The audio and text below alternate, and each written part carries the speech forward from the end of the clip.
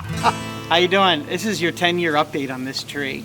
I had actually forgotten I did a video on this, and I just saw it on Facebook where they showed me stuff that was posted, and I loved that video because it was a thread grafting video, and it showed how to do it properly, and it was the way we do them at the nursery. We've done dozens of them, but the problem is it's always an issue showing the after effects of what you do. This is that tree 10 years later. And it's pretty funny because I watched the video and I'm like, oh, I should have talked about putting that first branch in, because the first branch, which is right here, literally was one of the thread grafts that I posted. I didn't mention, or it got edited out of the video.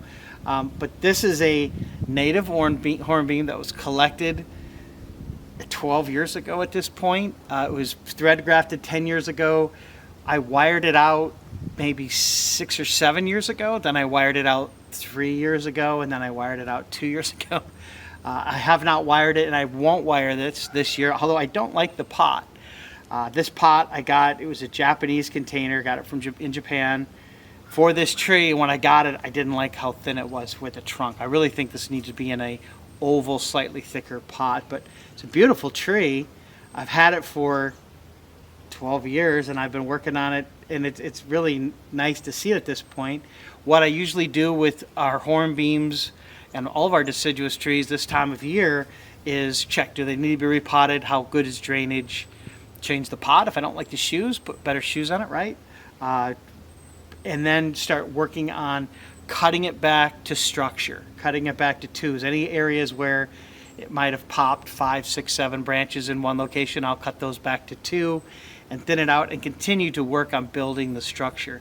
I don't know if you can see it really well from the camera, but there is a couple shoots, like, if you can see it here or not, but there's a couple shoots that sprouted 3 or 4 shoots in one location, and what I'll do is eliminate those and cut them back to 2s, and then maybe work some of the clean any of the deadwood that I need to clean, make sure it's solid, make sure I treat it with lime sulfur, protect it.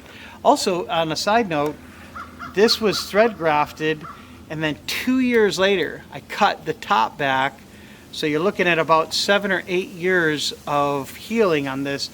This is a good example of, I think I talked about it originally, but I'm going to reiterate it, that native hornbeams are not a very thick calluser. They take a long time to heal over, so a lot of the wounds we tend to incorporate in the design. But just kind of to show you, like 7 years later, this is only about 40% healed. But if you want this to continue to heal every 2 years, you need to aggravate that edge and reseal it, because if you stop aggravating the edge, it'll stop rolling over. It'll actually shrink back and stabilize and maintain an open area of the deadwood where that'll just start to rot away, which you can incorporate in your design, but you need to be aware of it. I like to heal my wounds on my deciduous trees so the wood gets sealed up and they look more natural, more solid. However, this particular tree, it still has that hollow trunk in it that it had. That's the reason why I collected it, and the wood is still dense. It's not rotted away, and this is 10 years later. It's still dense. Once a year we put some lime sulfur and a little bit of India ink so it doesn't look white, and we lime sulfur that deadwood just once a year on these, but it's held up pretty good. But I just was excited to show this because that video came up and I was like, people need to see what they look like a decade later, because so many times people will try to teach you something but you can't see it, you can't visualize. You're like, why? I understand why you're telling me to do that, but what's the purpose? Well, this kid gives you a great example of what the purpose is. I don't know if you remember or not, but that hornbeam didn't have, well, obviously you remember, you just saw it, right? But that hornbeam didn't have any taper. Well, we cut it back and created taper with that one lateral branch that I thread grafted, and then I grew that lateral branch out the first year, maybe 6 feet, to help thicken that trunk. It was wired about 3 or 4 months into it, but it was a soft wire. You can see the movement.